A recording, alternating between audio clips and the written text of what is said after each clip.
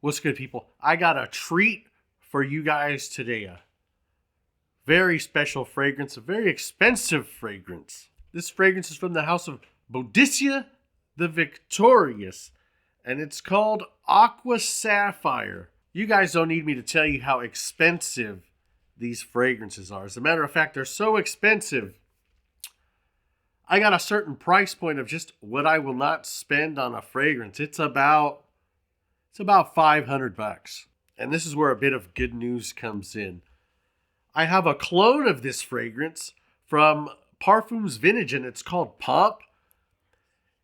And I enjoyed this clone of it so much, and people around me just love this fragrance, that I said, you know what? This Boadicea the Victorious house is super expensive, and I don't really have an interest in collecting from this house, but I love this fragrance and scent profile so much that I kind of made myself a deal rather than just immediately buy it and do what we all kind of do, start collecting one by one from this house until I've spent way more than I should have. I made myself a little deal.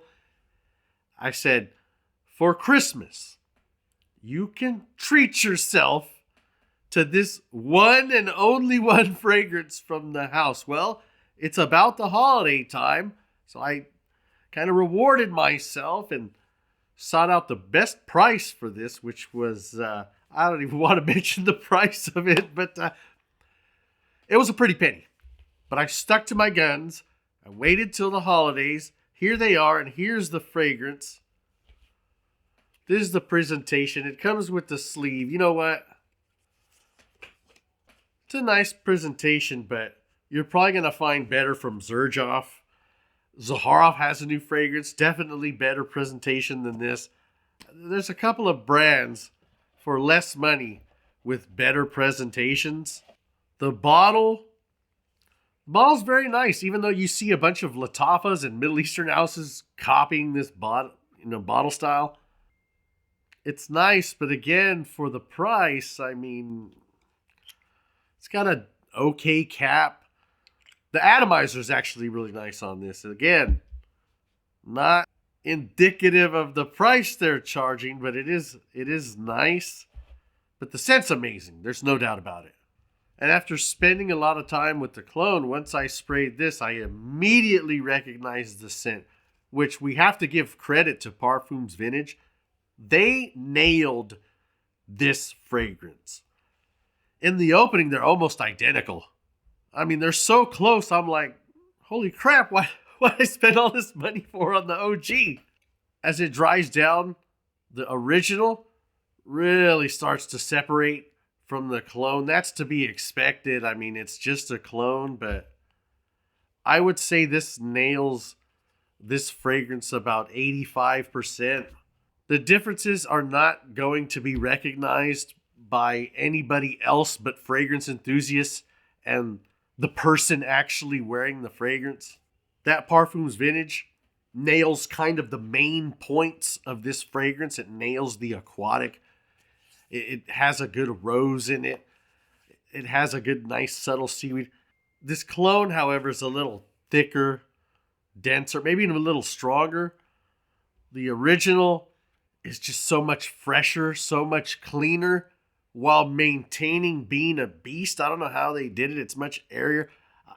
I can only say it's probably the quality of ingredients, which, warning, the quality of ingredients is probably what you're going to find in a really good, like $300 fragrance. So this house is kind of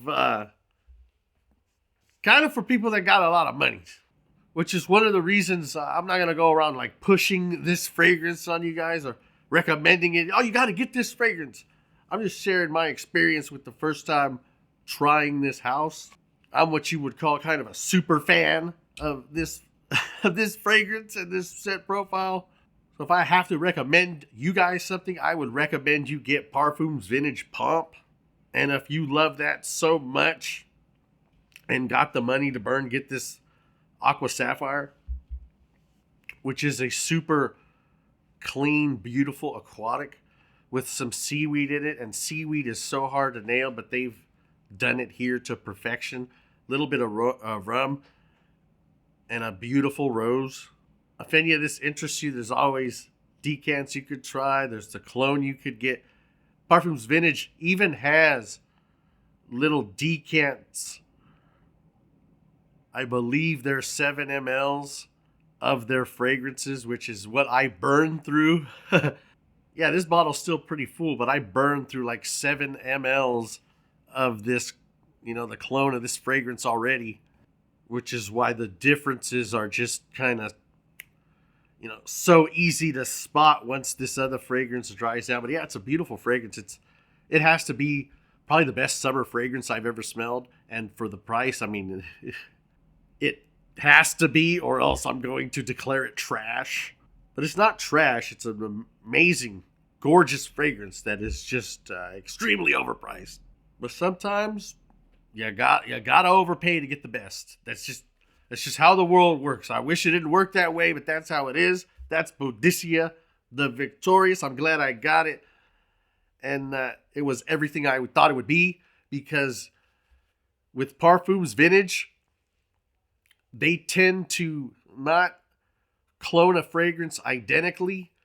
What they tend to do is, like, say with their clone of Musk Ravageur, their vanilla's a lot stronger, and that fragrance isn't as spicy. So after I tried their version, and then I went and bought Frederic Mall's Musk Ravageur, I enjoyed the Parfums Vintage one better. Same thing with their clone of Gucci Pour Homme 2. They have an intense version that lies heavier on the fruits, and I actually like that more than the actual Gucci Pour Homme 2. So as good as their version of Aqua Sapphire is, I'm glad that this was a much lighter, fresher, more complex take on it. That's just my thoughts, my opinions. This ain't a flex, Robes 08. This ain't a flex. I'm just sharing something I'm trying for the first time. Thank you guys for watching.